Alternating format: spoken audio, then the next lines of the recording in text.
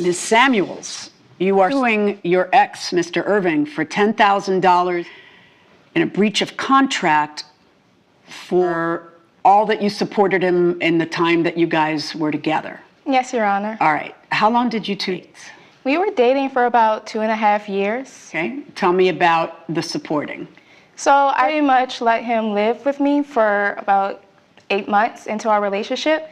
And I paid for rent. I got his business started. I paid for the equipment, cleaning service. Okay, so my next question is going to be why?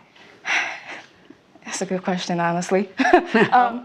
Because I didn't really want him to have to worry about living expenses.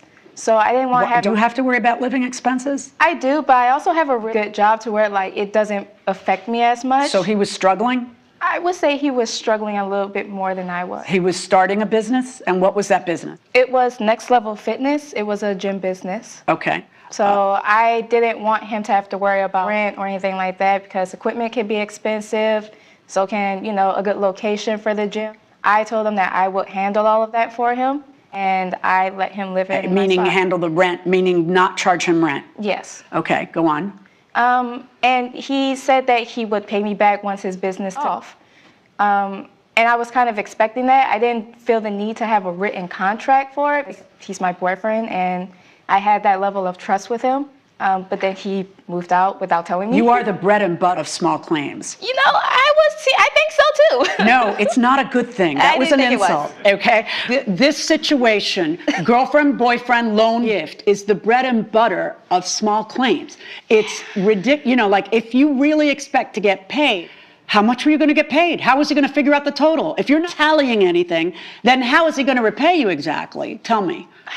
I kept up with all of the things I was paying for, so I had all of it written down, and I would want to talk to him about it. But can I see what you wrote down? Yeah, I have. When did you write that down? In preparation for court? Yes, this was right. This is a chart that you made in preparation for the judge to see. I want to see those handwritten notes in different pen colors where you were jotting stuff. How were you keeping track of stuff? Because you're suing for the statutory maximum, which it'd be quite a coincidence if it lead up to that. So exactly how much do you think you fronted for him? I would say I actually did more than what I'm asking for. Okay. How much was rent? First, you were paying all the rent, and the rent was how much? About $3,000. Okay. And when you say I did that so he could start his business, how long were you doing it? A year and something until you guys broke up? About a year, yes. At any point during that time, did you say, hey, your business needs to start paying me back, or you need to start paying me back? I did, and he actually... Wait, when did you ever say to him, you need to pay me back?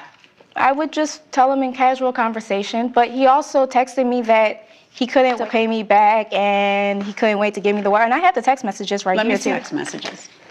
Let me hear from you. What's going on here? Well, I'm being sued here by my ex-girlfriend for $10,000. Yeah, I know that part.